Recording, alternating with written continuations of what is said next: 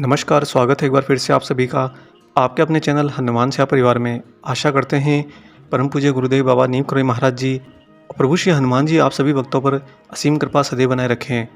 महाराज जी अक्सर अपनी प्रभावशाली शक्तियों का भक्तों की रक्षा के लिए छत्र छाया के रूप में ही उपयोग करते थे।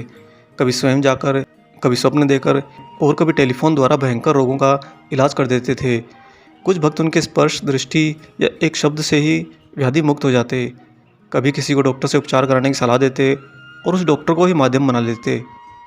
जब कोई भक्त उनके चमत्कारी शक्तियों के बारे में उन्हें कुछ कहता तो बाबा स्पष्ट इनकार कर देते और कहते कि यह सब ईश्वर है। महाराज जी के अनन्य भक्त रहे सुधीर दादा ने अपने ही शब्दों में कहा है कि हम सब सोचते हैं कि हम गुरु के पीछे भाग रहे हैं, परंतु वास्तव में तो वे ही हमारे पीछे भाग रहे हैं। और इस बात में बहुत ही गहराई छिपी है। प्रेम के अक्षय स्रोत हैं महाराज जी। बाबा को देखकर कोई भी व्यक्ति प्रेम की अनुभूति अवश्य कर सकता है। एक बार महाराज जी के बारे में, उनके सिद्धि और क्षमता के बारे में रामदास से सुनकर एक अमेरिकन महिला उनके दर्शन के लिए आई और यहाँ आकर बाबा के भीतर प्रेम के अक्षय स्रोत का दर्शन हुआ उसे। वह अमेरिकन महिला स्वयं ये वर्णन करती है और कहती है कि उस दिन मैं पहली बार महाराज जी से मिलने आई तो जिनके साथ आई थी वह अंदर जा चुकी थी। मैं भी उनके पीछे भागी, हड़बड़ी में मेरी चप्पलें रास्ते में ही छूट गई। ये सब कुछ इतना सरल और परिचित सा था। बाबा के चरणों में शीश नवाना, फल फूल अर्पित करना, जिन्हें महाराज जी तुरंत वापस मेरी ही गोद में डाल दिए। बाबा के समकक्ष रोना और हंसना।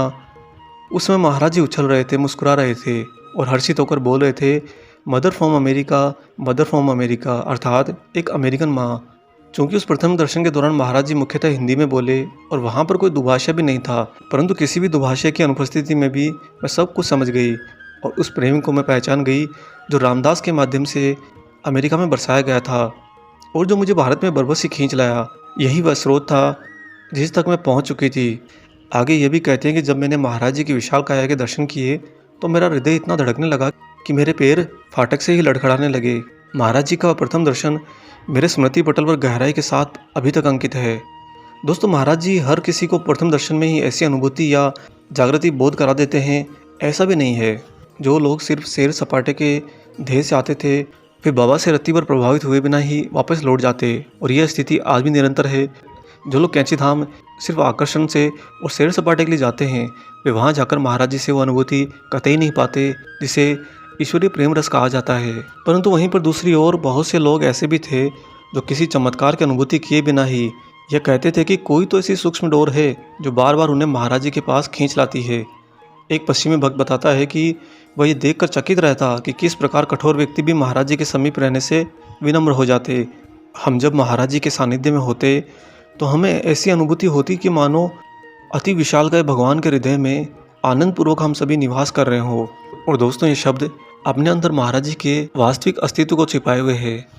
आगे हम आपको महाराज जी का कुछ और प्रेम रस की व्याख्या करें इससे पहले आपसे एक छोटी सी यहाँ पर गुजारिश करते हैं।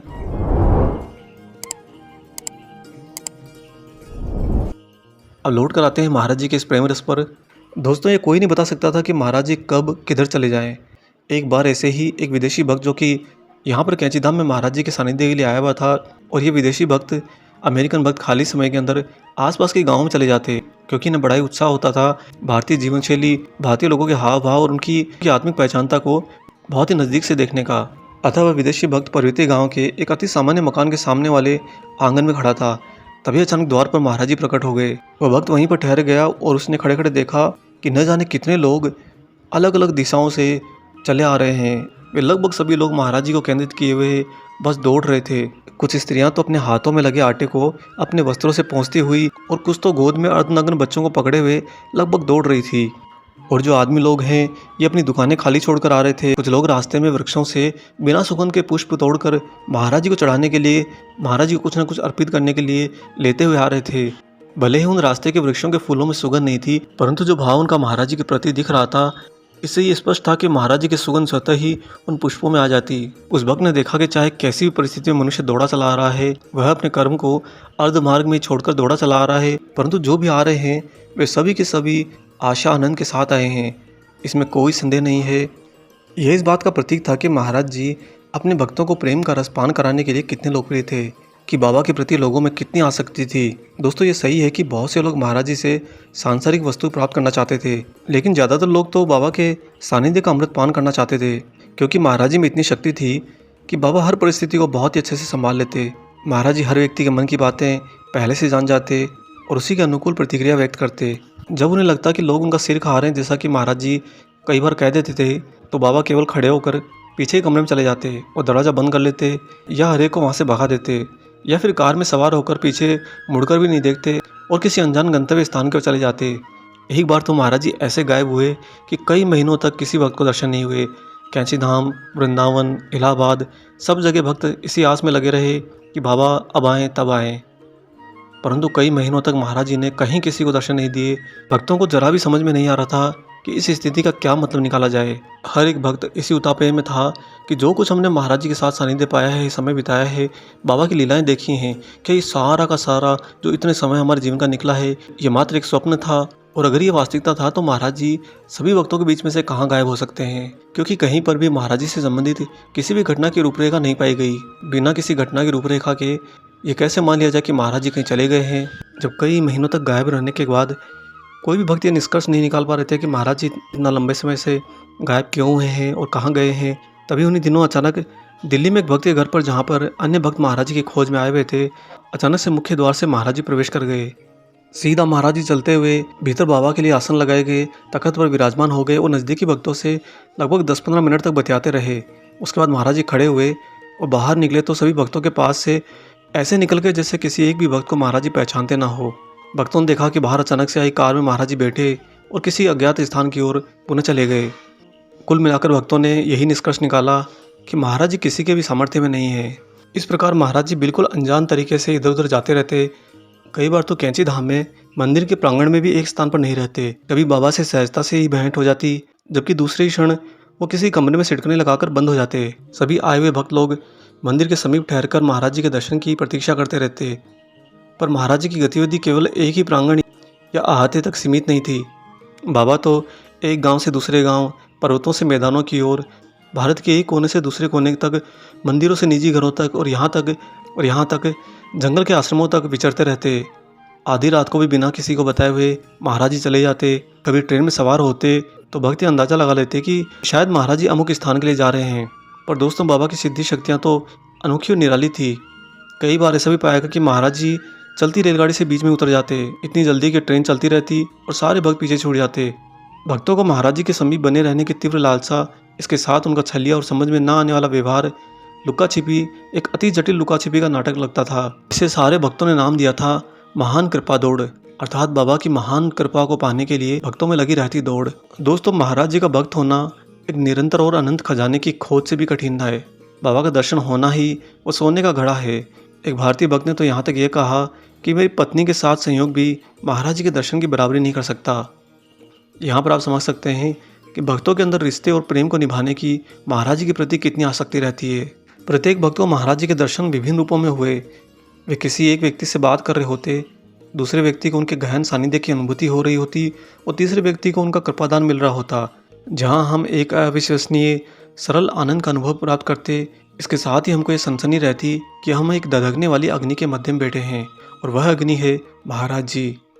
क्योंकि जो कोई भी महाराज जी के सानिध्य में उनके नज़दीक बैठा रहता, उस भक्तों के सारे बुरे कर्म, बुरे विचार, सारे जन्मों जन्मों की बुराइयां तो महाराज जी की अग्नि में जलकर भस्म हो जाती और वहाँ पर उपस्थित रहता उनका शुद्धतम शरीर, शुद्धतम चित्त और शुद्धतम आत्मा। महाराज जी का सानिध्य इतना ज़्यादा प्रबल पाया गया है कि जो भक्त एक बार महाराज जी के नज़दीक आ गया वह स्वतः ही शुद्ध हो जाता है। उस भक्त को अपने जीवन में करने वाले सारे कर्मों के अंदर महाराज जी की याद आती है। वो कहीं कुछ भी कर रहा हो, अगर उसे किंचित मात्र भी लगे कि ये कर्म गलत दिशा में है या ये विचार गलत है, तो तुरंत उसे ये भी याद आता कि महाराज जी तुम्हें देख रहे हैं। और दोस्तों, ये एक भक्त के साथ नहीं, सारे भक्तों के साथ होता है। आपके अंदर महाराज जी की इतनी ज़्यादा घनिष्ठता और निकटता इस बात का प्रमाण है कि बाबा अपने भक्तों के पीछे पड़े रहते हैं। कई बार तो महाराज जी बहुत ही अनोखे तरह से अपने भक्तों के साथ में व्यवहार करते कि लोग तो महाराज जी के चारों तरफ शांत भाव से बैठे होते, परंतु जब महाराज जी विचारों में डूब जाते तो अपनी पीठ लोगों की ओर कर लेते और दूसरी दिशा में मुड़कर शांत बैठ जाते। थोड़ी देर बाद सही दिशा की ओर वापस मुड़ते, कभी झुंझलाहट और कभी प्यार से अपनी एक अंगुली उठा देते या गुस्सा तान देते। और यदि कोई भक्त ध्यानमग्न होने की कोशिश करता तो बाबा उसकी नाक या दाढ़ी खींच लेते। अचानक से महाराज जी तख्त पर किसी की ओर भी मुड़ जाते और कहते कि वह बहुत अच्छा है। फिर किसी के बारे में कुछ बातें भी कहते और किसी की तरफ मुड़कर तो उसे भाग जाने को सीधा कहते। बाद में स्पष्ट होता कि जिसे महाराज जी ने अचानक से मुड़कर भाग जाने का कठोर आदेश दिया था, वह बदमाश प्रवृत्ति का था। अर्थात महाराज जी चाहे किसी भी दिशा में, किसी भी चौमुखी दिशा में अपना मुख किए हुए क्यों ना हो, बाबा को सारी दिशाओं में विद्वान सारे भक्तों की आंतरिकता का पूर्ण ज्ञान होता। महाराज जी का सत्संग बहुत ही विशिष्ट होता था, क्योंकि एक नवजात बच्चे के समान बाबा सदा सरल थे और स्वभाव से थे संत। महाराज जी कभी भी अपने भक्तों पर किसी भी प्रकार का प्रतिबंध नहीं लगाते थे और न ही उनसे किसी तरह के विशेष आचरण की उपेक्षा करते। सत्संग का माहौल भी बहुत ही पारिवारिक होता। महाराज जी बिल्कुल ऐसा एहसास कराते कि वह आपके ही परिवार का बहुत घनिष्ठ और दीर्घायु मुखिया हैं। कई भक्तों को तो ऐसा लगता कि शायद महाराज जी उनकी किसी न किसी पीढ़ी के उनके ही पूर्वज हैं।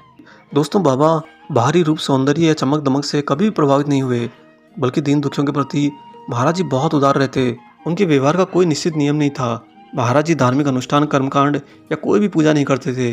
वे धार्मिक परिपाटियों जैसे नित्य स्नान, कर्म आदि का भी कई बार अनुसरण नहीं करते, क्योंकि महाराज जी किसी नियम में बंध ही नहीं सकते थे।